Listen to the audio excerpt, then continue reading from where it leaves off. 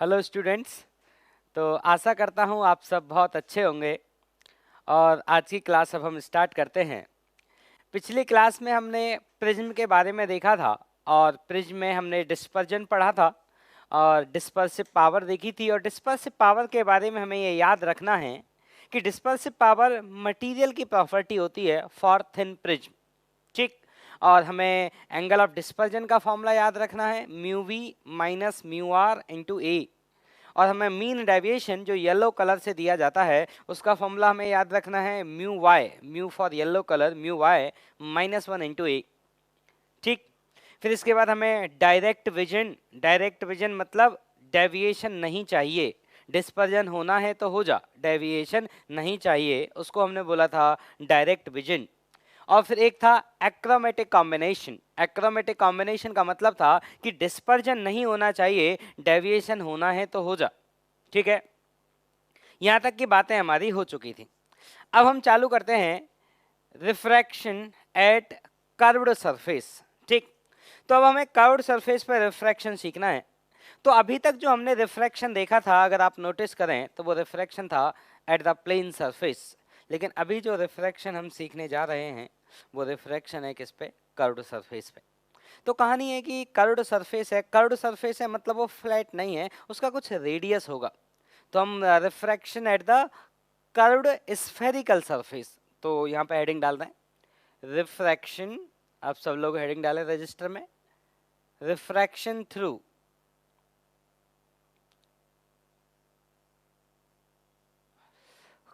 Curved surface.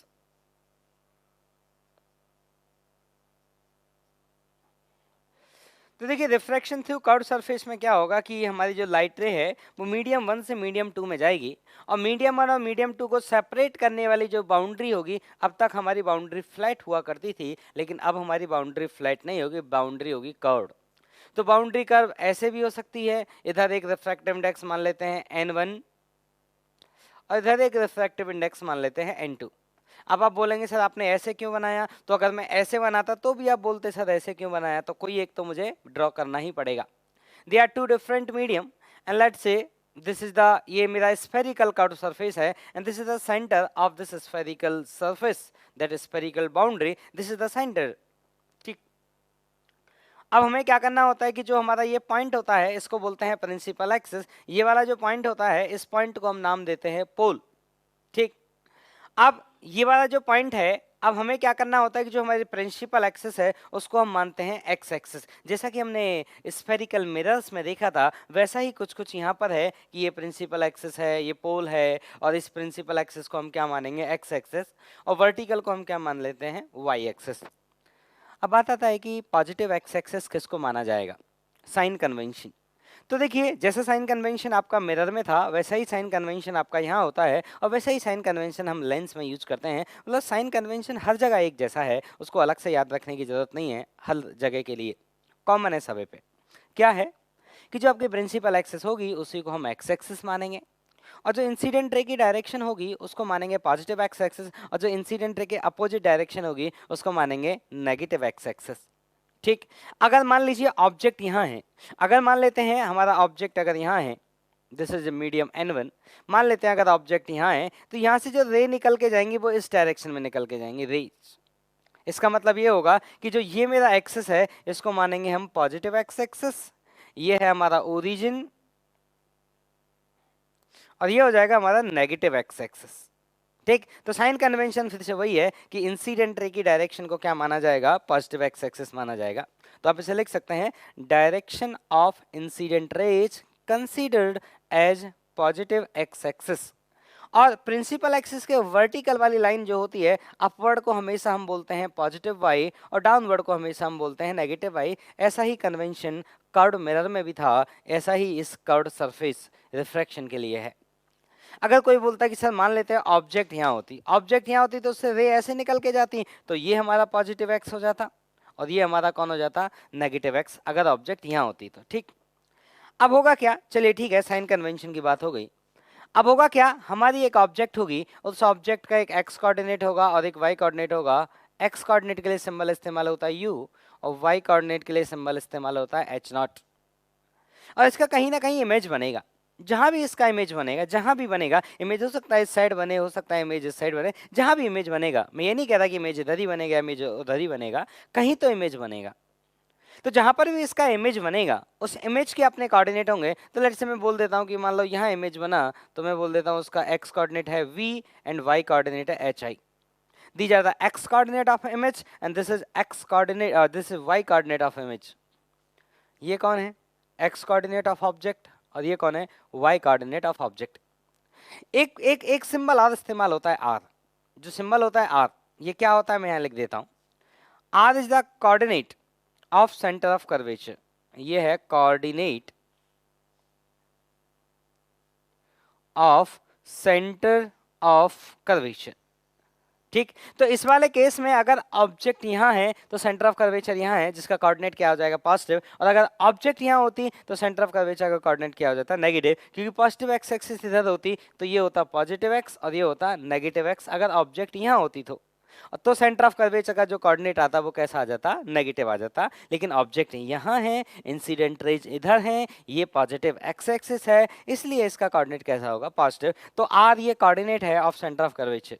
ये ध्यान रहे, आर में डिस्टेंस के लिए इस्तेमाल नहीं कर रहा हूँ, आर में रेडियस के मैग्नीट्यूड के लिए इस्तेमाल नहीं कर रहा हूँ। जनरली मैथमेटिक्स में जब आर हम इस्तेमाल करते हैं सर्कल वगैरह में, वो मैग्नीट्यूड के लिए इस्तेमाल करते हैं। लेकिन यहाँ पे मैंने क्लियरली लिखा है आर में जो इस्तेमाल कर रहा हूँ वो सेंटर ऑफ कर्वेचर के कोऑर्डिनेट के लिए इस्तेमाल कर रहा हूँ, और कोऑर्डिनेट पॉजिटिव और नेगेटिव किसी भी तरह का हो सकता है। ठीक है, अब जिस तरह से, अब देखिए मैं इसका डेरिवेशन अभी आपके सामने नहीं करूँगा, कभी डेरिवेशन करेंगे बाद में। जिस तरह से आपने मिरर फार्मूला देखा था उसका हम डेरिवेशन किए थे प्रिंसिपल ऑफ लीस्ट टाइम को यूज करके। फिर आपने स्नेल्स लॉ देखा था, उसका भी मैंने प्रूफ किया था प्रिंसिपल ऑफ लीस्ट टाइम से। उसी तरह इसका भी प्रूफ होगा सेम लॉजिक से, प्रिंसिपल ऑफ लीस्ट टाइम से। लेकिन आप बिलीव रखें कि that derivation can be done using principle of least time. But अभी के लिए मैं उस डायरेक्ट रिजल्ट को आपके लिए बता रहा हूँ, ठीक है? और उस डायरेक्ट रिजल्ट को आपको अच्छे से याद रखना है। क्या वो फॉर्मूला है, वो सुन लें ध्यान से। फॉर्मूला है आपका, मैं यहां लिखता हूं थोड़ा अच्छी राइटिंग में, ये है n2yv minus n1u that equal to n2 minus n1 upon r। यहां पर जो n1 है, ये जो n1 है, n1 उस मीडियम का रिफ्रैक्टिव इंडेक्स है जिधर से रेज इंसिडेंट हुई, ठीक है ना? तो जिस डायरेक्शन से रेज इंसिडेंट होंगी या जिस मीडियम में रे इंसिडेंट होंगी, जिस मीडियम से चलते हुए रे इंसिडेंट होंगी, उसका रिफ्रैक्टिव इंडेक्स है n1। तो ये है refractive index of medium of incident raise, मतलब जिस मीडियम में इंसिडेंट रेज इंसिडेंट हुई, मीडियम ऑफ इंसिडेंट रेज।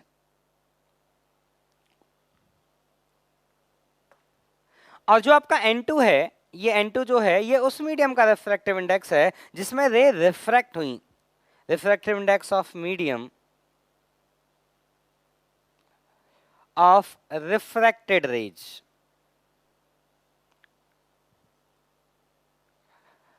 और जो r है, ये r है coordinate of centre of curvature, जो मैंने लिखी दिया, यहां दोबारा लिखने की जरूरत नहीं है।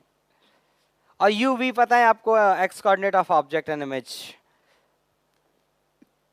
ठीक है। अब ये जो y कोऑर्डिनेट होते हैं इनका भी रिलेशन होता है, y coordinates h i y coordinate of image upon y coordinate of object, इसका वैल्यू होता है v upon n2 upon u divided by n1, या फिर ये इसके भी बराबर आता है v minus R upon u minus R. These all are coordinates, यहाँ पे कोई भी डिस्टेंस नहीं है, these all are coordinates u v r h i and h o, these are the coordinates, ठीक। अब इससे रिलेटेड हमें क्वेश्चन सॉल्व करने हैं, तो आप इसको लिख लें। हाँ, एक चीज और मैं बता देता हूं, ये H I upon H O, इसको हम मैग्निफिकेशन भी कहते हैं। तो आप जानते हैं कि जब मैग्निफिकेशन पॉजिटिव होता है उसको बोलते हैं इरेक्ट इमेज। मैग्निफिकेशन पॉजिटिव होने का मतलब है कि एच आई और एच ओ दोनों सेम साइन के होंगे, दोनों के वाई कोऑर्डिनेट सेम साइन के होंगे, मतलब दोनों प्रिंसिपल एक्सिस के एक ही तरफ होंगे, या तो ऊपर या नीचे, उसको बोलते हैं इरेक्ट इमेज, जब आपका एम पॉजिटिव होता है। जब आपका m नेगेटिव होता है तो y कोऑर्डिनेट ऑफ इमेज और y कोऑर्डिनेट ऑफ ऑब्जेक्ट दोनों अपोजिट साइन के होते हैं। तो अगर y कोऑर्डिनेट ऑफ इमेज और y कोऑर्डिनेट ऑफ ऑब्जेक्ट अगर दोनों अपोजिट साइन के होंगे, तो अगर ये दोनों अपोजिट साइन के होंगे इसका मतलब है कि अगर ऑब्जेक्ट प्रिंसिपल एक्सिस के ऊपर है तो इमेज जो होगी वो प्रिंसिपल एक्सिस के नीचे होगी, या फिर अगर ऑब्जेक्ट प्रिंसिपल एक्सिस के नीचे है तो इमेज प्रिंसिपल एक्सिस के ऊपर होगी। इसलिए जो y कोऑर्डिनेट होगा उन दोनों का वो कैसा होगा, अपोजिट साइन का, और मैग्निफिकेशन कैसा आएगा, नेगेटिव। मतलब m पॉजिटिव m नेगेटिव का यहाँ भी वही मतलब है जो कर्व्ड मिरर में मतलब हुआ करता था, m positive erect image same side of the principal axis, m negative inverted image opposite side of principal axis. Mod m magnitude of magnification mod m. If mod m is greater than 1 इसका मतलब जो image है वो कैसी है, magnified है, and mod m is less than 1 जैसा वहां था as it is copy paste, अगर mod m less than 1 है इसका मतलब इमेज कैसी है आपकी, डिमिनिस्ड। ठीक, यहां तक कहानी क्लियर है। अब सुनना, हाँ, रियल ऑब्जेक्ट और वर्चुअल ऑब्जेक्ट का क्या कन्वेंशन होगा वो मैं आपको बता देता हूं। तो अगर आपका u नेगेटिव होगा इसका मतलब होगा रियल ऑब्जेक्ट। तो देखिए आप अगर रिफ्लेक्शन में बात करेंगे तो रिफ्लेक्शन में भी यही कहानी थी, अगर u नेगेटिव होता है रियल ऑब्जेक्ट, और रिफ्लेक्शन में भी यही कहानी है। तो ये याद रखिएगा कि u नेगेटिव होगा तो वो रियल ऑब्जेक्ट होगी, चाहे रिफ्लेक्शन की बात करें चाहे रिफ्रैक्शन की बात करें, दोनों में बात सेम है। लेकिन v में फर्क आ जाता है, क्या आ जाता है, फर्क आ जाता है। u is negative real object and u is positive, this is virtual object for both reflection and refraction. कहानी में जो चेंज है वो चेंज है किसके लिए, रिफ्लेक्शन के और रिफ्रैक्शन के लिए। जब v की वैल्यू नेगेटिव होती है तो v की वैल्यू जब नेगेटिव होती है इसके दोनों के लिए अलग अलग मतलब है, रिफ्लेक्शन के लिए इसका अलग मतलब है और रिफ्रैक्शन के लिए इसका अलग मतलब है। रिफ्लेक्शन में ये होता है आपका रियल इमेज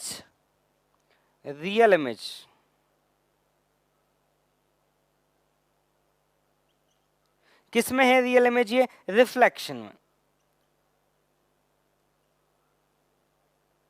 लेकिन ये वर्चुअल इमेज होता है किस में, रिफ्रैक्शन में। बस एक ये फर्क है, वर्चुअल इमेज इन रिफ्रैक्शन।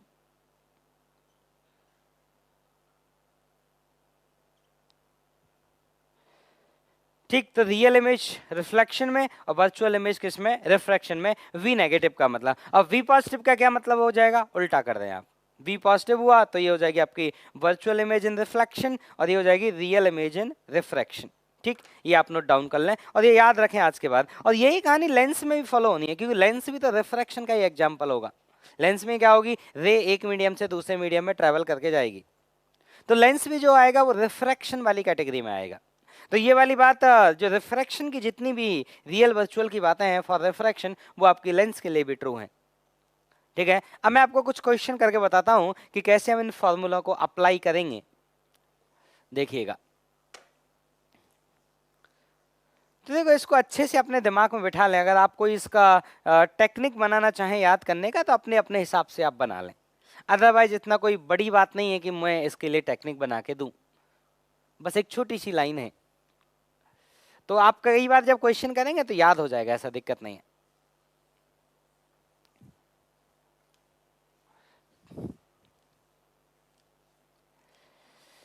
अब चलिए, अब मैं आपको एक क्वेश्चन चलिए कहानी सॉल्व करते हैं। तो क्वेश्चन ये है कि मान लीजिए एक स्फेरिकल स्फीयर है, transparent sphere, and refractive index is mu. Transparent sphere है जिसका रिफ्रैक्टिव इंडेक्स म्यू है, एंड सॉलिड ट्रांसपेरेंट स्फीयर है, सॉलिड। अब देखो आपने ये शब्द सुना होगा, ये ट्रांसपेरेंट शब्द, तो कभी कभी हम ट्रांसपेरेंट शब्द इस्तेमाल करते हैं और कभी कभी ट्रांसपेरेंट शब्द इस्तेमाल नहीं करते। जैसे इस डस्टर के लिए हम ट्रांसपेरेंट नहीं बोलेंगे, ट्रांसपेरेंट मटेरियल नहीं है।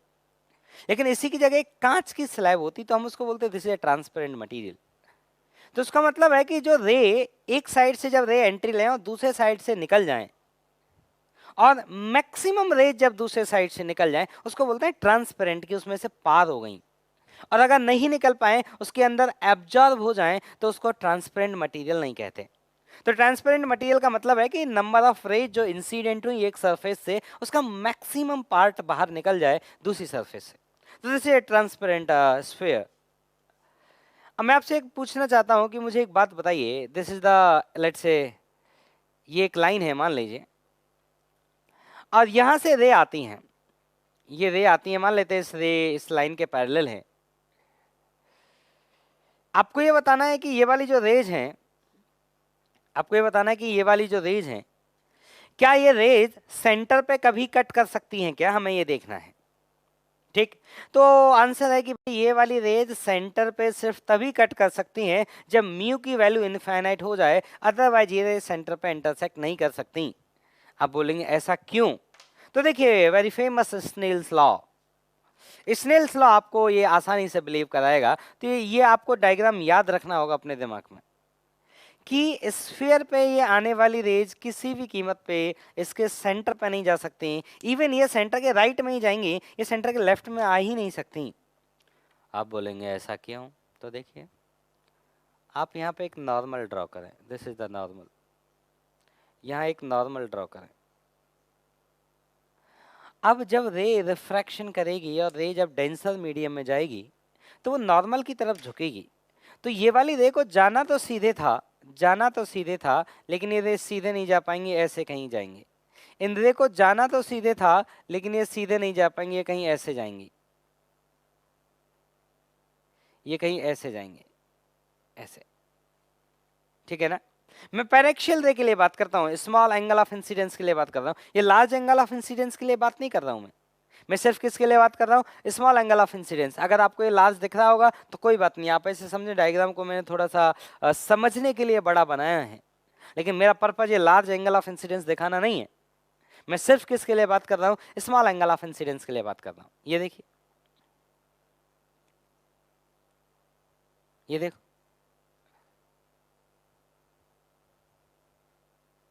तो ये वाली रे है जो नॉर्मल के इस साइड में ही रहेंगी, तो वो कभी भी सेंटर पे नहीं आ सकती। तो ये आपको अपने दिमाग में याद रखना होगा। और अगर आप ये जानना चाहें कि चलो आप ये बताओ ये डिस्टेंस कितनी होगी यहाँ से यहाँ तक, अगर आप ये जानना चाहें कि डिस्टेंस यहाँ से यहाँ तक होगा कितना, तो इसकी कैलकुलेशन करके मैं आपको बता सकता हूँ। हम एक फॉर्मूला लगाएंगे, n2/v minus n1/u that equal to n2 minus n1 upon r। n2 कितना है? म्यू है। v कौन? इमेज का कोऑर्डिनेट। माइनस n1 कौन है? बाहर कुछ नहीं बोला जाता तो एयर मानते हैं 1। और u कौन है? That is minus infinity. ये कौन है? हमारा ओरिजिन। ये होगा हमारा कौन? Positive x। और ये कौन होगा इधर? हमारा negative x। That equal to n2 minus n1 upon r, centre of curvature का कोऑर्डिनेट आएगा प्लस r। अब इसको सॉल्व करेंगे तो कितना है? ये आया mu by V that equal to mu minus 1 upon r। तो यहाँ से v का जो वैल्यू आया वो आया r into mu upon mu minus 1। तो देखो, r में जो डिवाइड लग रहा है, r म्यू में जो डिवाइड लग रहा है वो म्यू माइनस 1 का डिवाइड लग रहा है, मतलब ये वाली चीज ग्रेटर देन 1 आएगी, मतलब जो v का वैल्यू आएगा वो ग्रेटर देन r आएगा, और v पॉजिटिव आ रहा है। तो ये आपको ऐसे याद रखना है। कई बार ऐसे पूछ लेता है कि बताइए क्या ये रेज यहाँ पर कट कर सकती है? आंसर है नहीं कट कर सकती।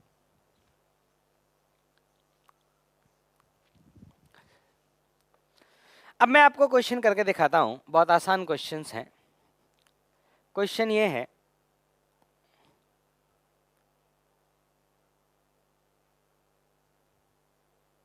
ये है हमारा सेंटर ऑफ कर्वेचर, और इसके लिए r का जो वैल्यू है वो मान लेते हैं 20 सेंटीमीटर, और इसके लिए म्यू की वैल्यू मान लेते हैं लेट से 3/2। ये ग्लास है और एक ऑब्जेक्ट यहाँ है, ये मान लीजिए एक इंसेक्ट है, और जिसका ये डिस्टेंस है 10 सेंटीमीटर। इस इंसेक्ट को दो ऑब्जर्वर ने देखा, एक ऑब्जर्वर O1 ने देखा और एक ऑब्जर्वर O2 ने देखा। दे आर टू ऑब्जर्वर, और जितना भी बातें होंगी सब पैरेक्शियल रेज के लिए होंगी, ये हमेशा ध्यान रहे। अब क्वेश्चन ये पूछा गया है कि बताइए O1 ने, ये जो O1 है, इस O1 ने जब इस इंसेक्ट को देखा तो उसको सेंटर से कितना दूर दिखा? And similar question for observer A2, जब O2 ने इस इंसेक्ट को देखा तो उसको ये सेंटर से कितना दूर दिखा, ये क्वेश्चन है। कैसे सॉल्व होगा मैं सॉल्व करके दिखाता हूं, आप लोग ट्राई करें।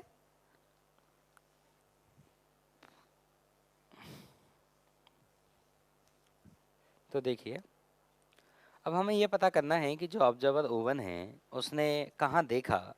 इसका मतलब ये हुआ कि जो रेज हैं, जो रेज इंसेक्ट से निकलेंगे वो आफ्टर रिफ्रैक्शन इसके आंख में जाएंगे। तो ये वाला जो मीडियम हुआ ये इंसिडेंट रे का मीडियम हुआ, और ये वाला जो मीडियम हुआ वो रिफ्रैक्टेड रे का मीडियम हुआ। मतलब n2 की वैल्यू होगी 1 और n1 की वैल्यू होगी 3/2। अब हम इक्वेशन लिखेंगे फॉर ऑब्जर्वर O1, तो मैं यहाँ मेंशन कर देता हूँ for O1, for observer O1। तो इक्वेशन लिखेंगे n2/v माइनस n1/u, और u का वैल्यू आएगा -10। तो देखो ये आपका ओरिजिन होगा यहाँ पे, और ये डिस्टेंस 10 है, और ये आपका नेगेटिव एक्सिस है, तो इसका कोऑर्डिनेट क्या हो जाएगा -10, क्योंकि रेडियस 20 है ना। तो -10 that equal to n2 minus n1 upon r। r centre of curvature, तो इस सरफेस के लिए इधर आपका पॉजिटिव x उधर नेगेटिव x, तो सेंटर ऑफ कर्वेचर का कोऑर्डिनेट क्या हो जाएगा -20। अब इसको सॉल्व करेंगे तो 1/v प्लस 3/20 इक्वल टू, ये आया -1/2 और ये आया -20, तो ये आया 1/40। इसको सॉल्व करेंगे 1/v इक्वल टू 1/40 माइनस 3/20, तो ये आया आपका 1/40 माइनस 6/40, तो 1/v आया आपका -5/40, तो v का जो वैल्यू आया वो आया -8। ठीक, अब -8 सेंटीमीटर उसका कोऑर्डिनेट आया, क्योंकि साइड डिस्टेंस सेंटीमीटर में थी तो ये भी सेंटीमीटर में आएगा। इसका मतलब है कि आफ्टर रिफ्रैक्शन जो इसको रेज दिखेंगी वो रेज किसी इस पॉइंट से आती हुई दिखेंगे। मैं इसका रे डायग्राम बनाता हूं सबसे अच्छा, क्या हुआ इन रे के साथ, तो मैं इसको रे डायग्राम से प्रॉपर बताता हूं। देखिए क्या हुआ है, मैं डायग्राम थोड़ा बड़ा बनाऊंगा समझने के हिसाब से, लेकिन ये याद रहे कि जो भी मैं बात कर रहा हूं that is only for the paraxial rays. आप समझे कि यहां से रे आई इस तरह से,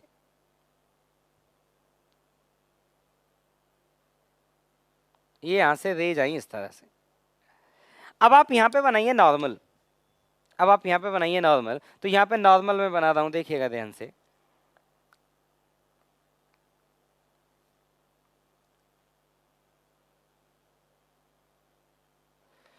ये यहाँ का नॉर्मल है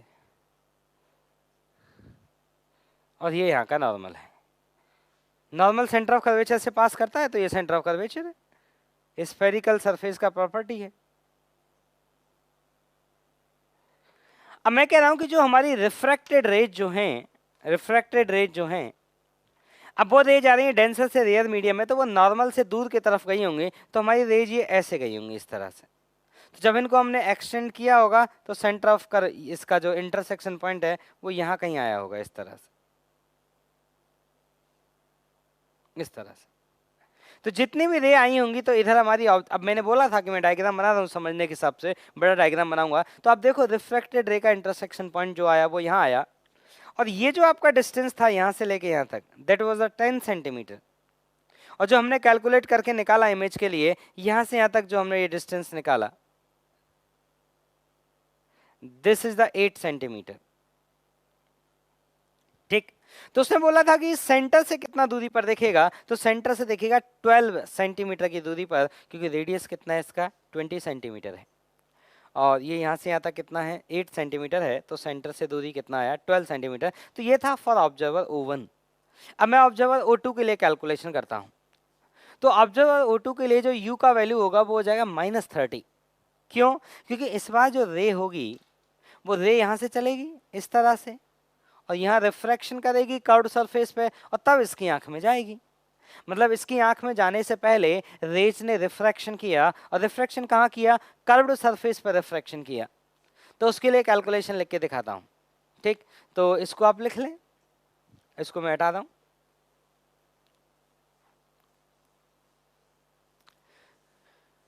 तो देखिए डायग्राम आप लोग अच्छा बनाएं, स्केल यूज करें, कंपास यूज करें, लेकिन डायग्राम अच्छा होना चाहिए तो चीज़ें परमानेंट दिमाग में अच्छे से बैठती हैं। तो फॉर ऑब्जर्वर O2, O2 के लिए जो आपका N2 होगा, अगेन रे इस मीडियम में गई, रे इस मीडियम में गई तो इसका रिफ्रैक्टिव इंडेक्स होगा 1, और रे इस मीडियम से इंसिडेंट हुई तो इसका रिफ्रैक्टिव इंडेक्स होगा कितना, 3/2। तो N2/V, N2 कितना है आपका उस साइड में, जो N2 है वो है आपका 1, और जो N1 है वो आपका है 3/2। U का वैल्यू जो इस्तेमाल होगा, U का वैल्यू इस्तेमाल होगा -30, एंड R की जो वैल्यू इस्तेमाल होगी वो होगी -20। आप देख लें ध्यान से, क्योंकि इस बार हमारा ये ओरिजिन होगा, this is the origin and this is positive x। तो ये ओरिजिन है, ये पॉजिटिव x है, तो ये कौन होगा, नेगेटिव x। तो इसका कोऑर्डिनेट क्या आएगा, नेगेटिव आएगा, -20। अब मैं एक क्वेश्चन लिखने जा रहा हूं, N2/V minus N1/U that equal to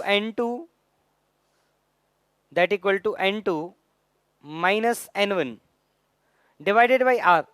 R का जो वैल्यू होगा कितना है, -20। अब इसको सॉल्व करेंगे, 1/V, देखिए 3 से 3 जाएगी प्लस 1/20, दैट इक्वल टू ये आएगा -1/2, ये है 20, तो ये आएगा आपका माइनस, यहाँ माइनस तो हो जाएगा प्लस। अब इसको सॉल्व करेंगे तो 1/V का जो वैल्यू आया वो आया 1/40 माइनस 1/20, तो ये आ गया -1/40। तो V का जो वैल्यू आ गया वो आ गया -40। V का वैल्यू -40 आया, तो आपको मैंने बताया कि रिफ्रैक्शन में अगर V नेगेटिव होता है तो वर्चुअल इमेज होती है, तो ये इमेज कैसी बनी होगी, वर्चुअल इमेज बनी होगी। ठीक, अब इसके लिए कैसे डायग्राम बनेगा, -40, और देखिए -40 का मतलब है उसको यहाँ दिखेगा, क्योंकि देखिए R20 तो यहाँ से यहाँ तक कितना हो जाएगा, 40। तो उसको क्या दिखेगा, अब वो मैं आपको रे डायग्राम से समझाता हूँ। तो इसको मैं हटाता हूँ, अच्छा डायग्राम बनाता हूँ। देखिए रे डायग्राम आप कोशिश करें हर सवाल को सॉल्व करने के बाद बनाएं, जिससे आपके दिमाग में ये भरोसा हो कि किस तरह से रे चल के गई, किस तरह से रिफ्रैक्शन हुआ और कहाँ उनका इंटरसेक्शन पॉइंट आया। ऐसे लिए हर सवाल के लिए बनाएं, ठीक है। और रे डायग्राम नहीं बने तो पूछे मेरे से, मैं बताऊंगा कि सर ये मेरा आंसर आया, इसका रे डायग्राम किस तरह से बनेगा, मैं अच्छा रे डायग्राम बना के दूंगा। लेकिन रे डायग्राम बनाए जरूर, क्योंकि एक बार आप रे डायग्राम बना बना के क्वेश्चन सॉल्व कर लिए ना, फिर आपको रिवीजन की भी जरूरत नहीं है। सिर्फ फॉर्मूले याद कर लेने, और फॉर्मूला आदमी भूलता भी नहीं है, क्योंकि हमारे बहुत ज़्यादा फॉर्मूले होते भी नहीं है, ठीक है। तो देखिए ये है आपका वो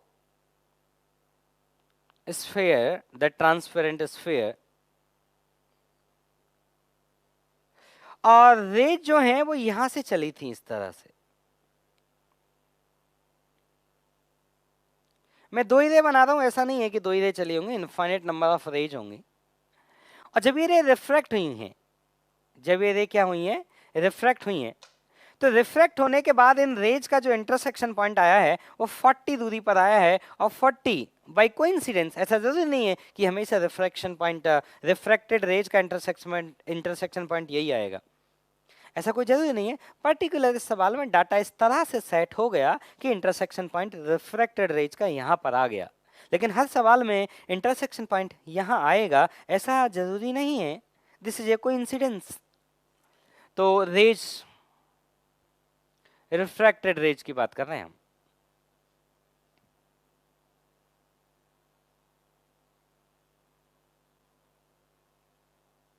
These are the refracted rays. ये है रिफ्रैक्टेड रेज।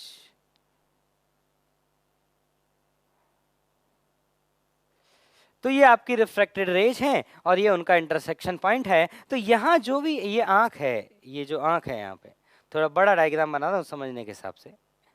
इस वाली आंख को ये ऑब्जेक्ट यहाँ नहीं दिखेगी, यहाँ दिखेगी, तो सेंटर ऑफ कर्वेचर से कितना दूरी पर दिखेगी, 20 सेंटीमीटर की दूरी पे, ठीक। तो इस तरह से हम लोग इसका क्वेश्चन सॉल्व करेंगे। चलिए एक दो क्वेश्चन आपको और बताते हैं, ठीक। तो सुनिए, एक डबल रिफ्रैक्शन वाला क्वेश्चन ले लेते हैं, जिसमें 2 जगह आपको रिफ्रैक्शन करना पड़े। देखिए बताते हैं, आप इसे लिख लें।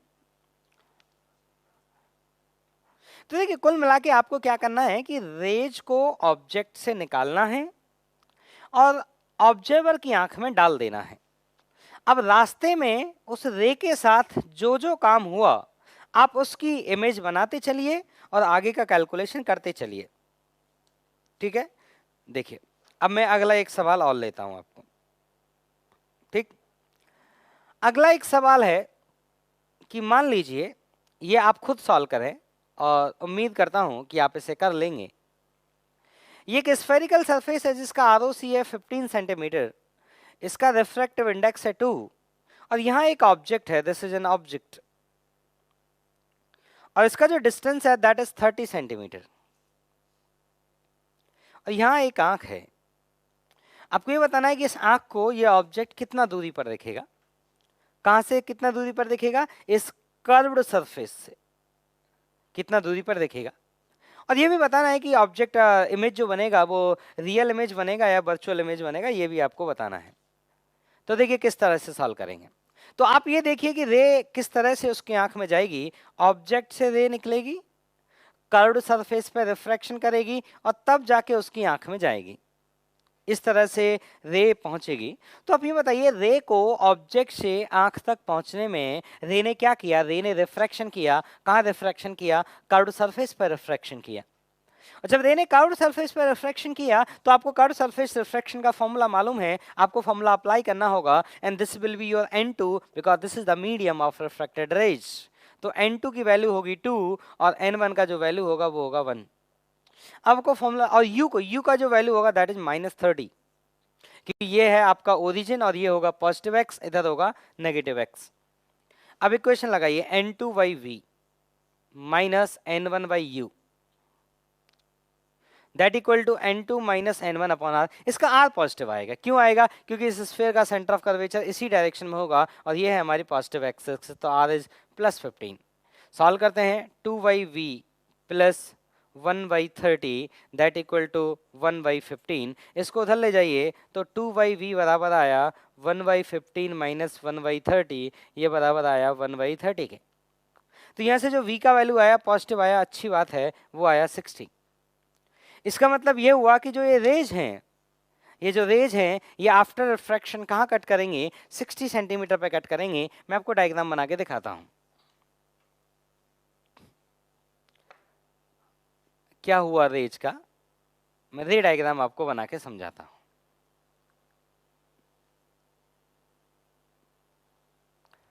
ठीक, तो कहानी ये है कि ये रे यहाँ से चली होंगी, यहाँ पे इन रे ने रिफ्रैक्शन किया होगा। मैं 2 रे ले लेता हूँ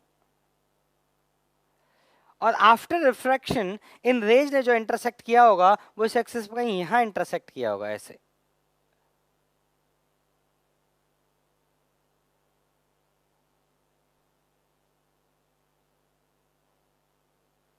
और ये जो डिस्टेंस आएगा दैट डिस्टेंस इज 60 सेंटीमीटर। ये जो डिस्टेंस आएगा वो डिस्टेंस कितना आएगा? 60 सेंटीमीटर। तो देखिए कर्व्ड सरफेस रिफ्रैक्शन करने के बाद यहाँ उन्होंने कट किया। नेक्स्ट क्वेश्चन, इसको लिख लें आप। अब देखिए एक क्वेश्चन और लेता हूँ। मिरर में भी उस तरह के क्वेश्चन की मैंने बात की थी, वो मैं यहाँ बात करके बताता हूँ। जैसे कई बार वो हमसे ऐसे पूछ लेगा, कई बार हमसे वो ऐसे पूछ लेगा कि मान लो एक ये स्फीयर है, एक ट्रांसपेरेंट स्फीयर है जिसका रिफ्रैक्टिव इंडेक्स 2 मान लेते हैं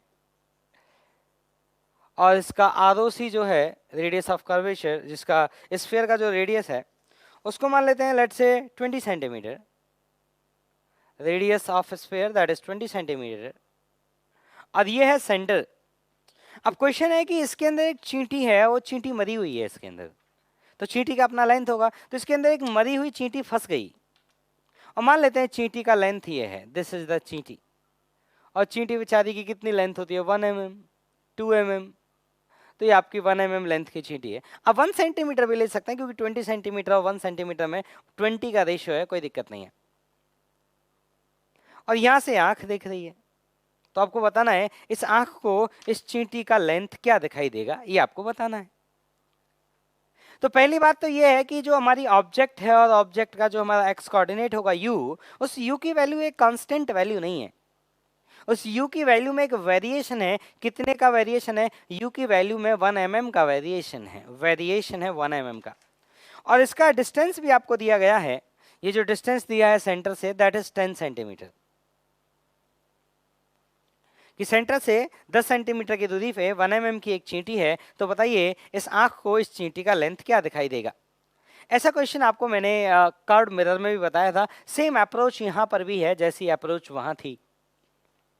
तो आपको याद है, मैं देखिए मैं लिख के दिखाता हूँ यहाँ पे, n2/v minus n1/u that equal to n2 minus n1/r। अब इसको डिफ्रेंशिएट करते हैं तो देखिए क्या आएगा।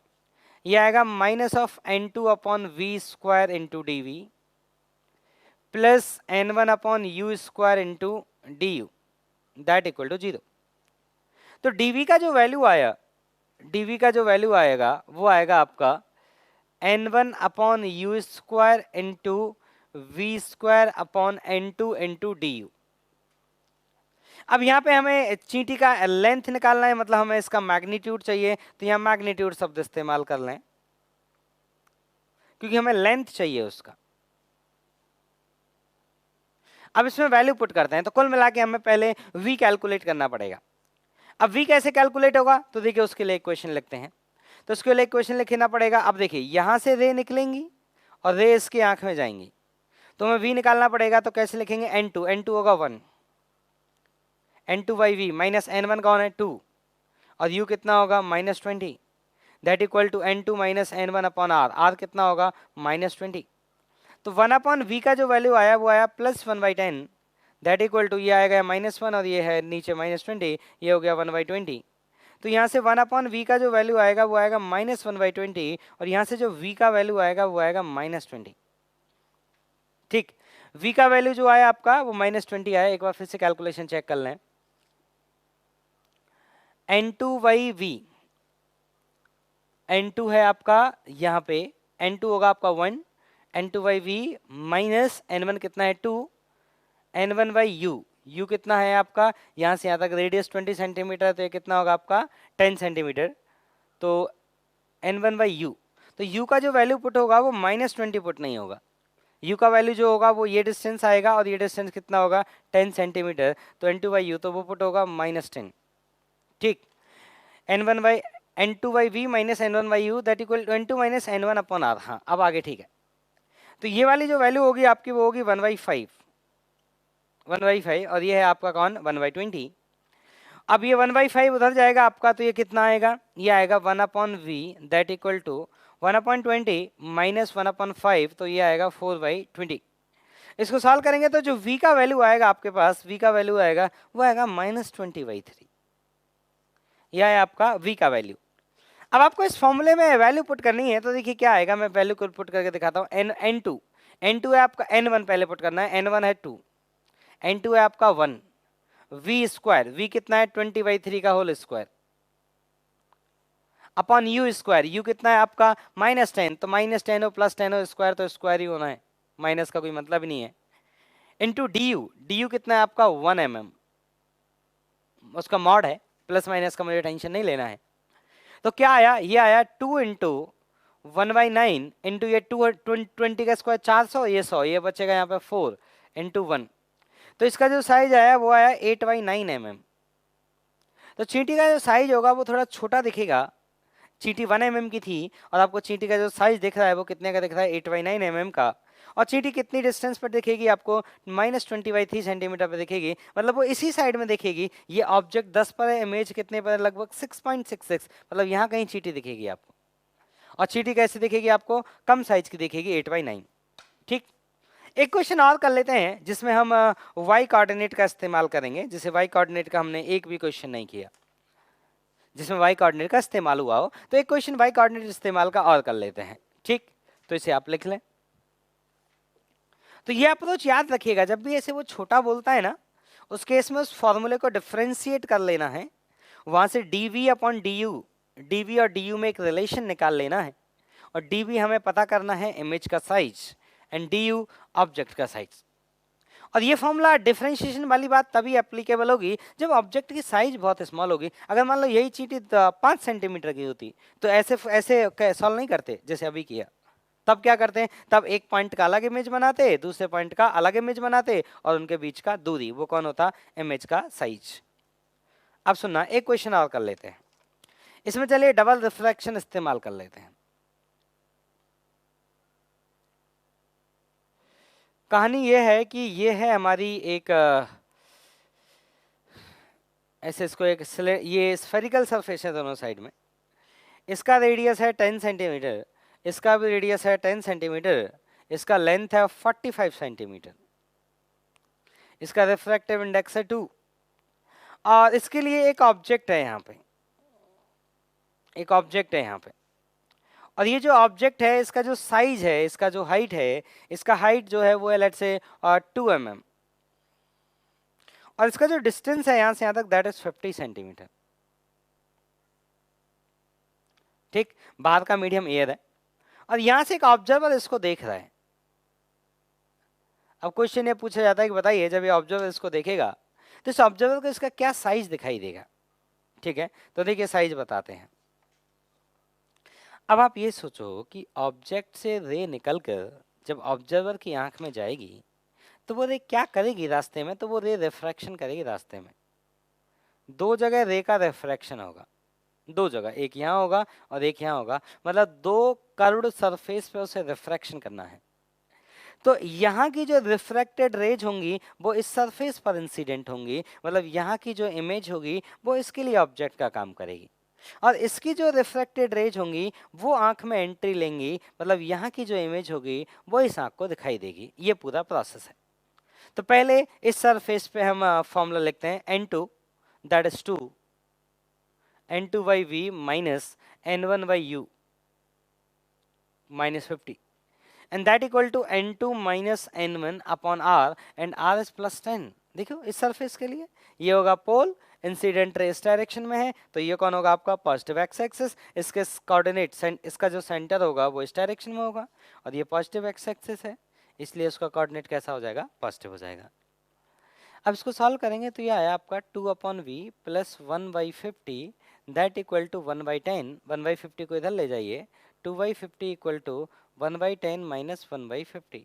5 का ऊपर नीचे मल्टीप्लाई करिए तो 2/v दैट इक्वल टू 4/50। तो v का जो वैल्यू आया वो आया 25 सेंटीमीटर। v का वैल्यू पॉजिटिव आया 25 सेंटीमीटर, बहुत अच्छी बात है। अब हम पता करते हैं मैग्निफिकेशन m जो होता है आपका HI/HO। तो मैग्निफिकेशन का जो फॉर्मूला होता है वो होता है V/N2। तो V कितना है 25, N2 कितना है 2 डिवाइडेड बाई U कितना है आपका -50 और N1 कितना है आपका 1। तो ये जो आया ये आएगा आपका -1/4। मैग्निफिकेशन 1 से कम आया मतलब इमेज जो होगी वो डिमिनिश होगी। मैग्निफिकेशन नेगेटिव आया मतलब जो इमेज बनेगी वो क्या बनेगी, इन्वर्टेड बनेगी। इसका मतलब इसका रे डायग्राम कैसे बनेगा, चलिए रे डायग्राम बनाते बाद में, पहले मैं सेकंड उसके लिए कैलकुलेशन और कर देता हूँ, सेकंड सरफेस के लिए। जब इसके लिए बात करेंगे तो देखिए मैं यहाँ बनाता हूँ रे डायग्राम, चलिए बनाते हैं, थोड़ा समझ आएगा आपको। यहाँ मैं रे डायग्राम बनाता हूँ, देखिएगा। तो ये है आपका कर्व्ड सरफेस, ये है आपका कर्व्ड सरफेस, ये वो कर्व्ड स्फेरिकल सरफेस है।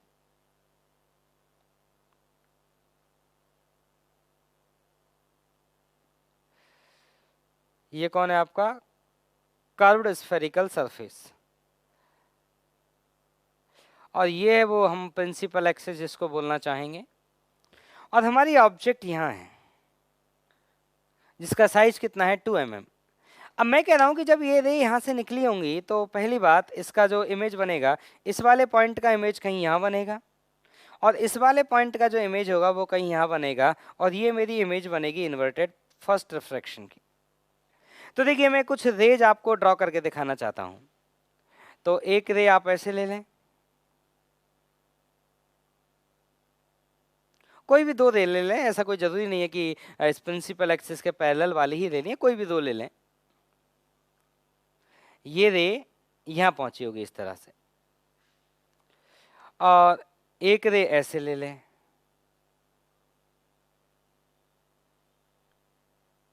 तो इस तरह से यहां से निकलने वाली रेज को यहां पे कट किया है, यहां से निकलने वाली रेज को रेज ने यहां पे कट किया है इस जगह पे।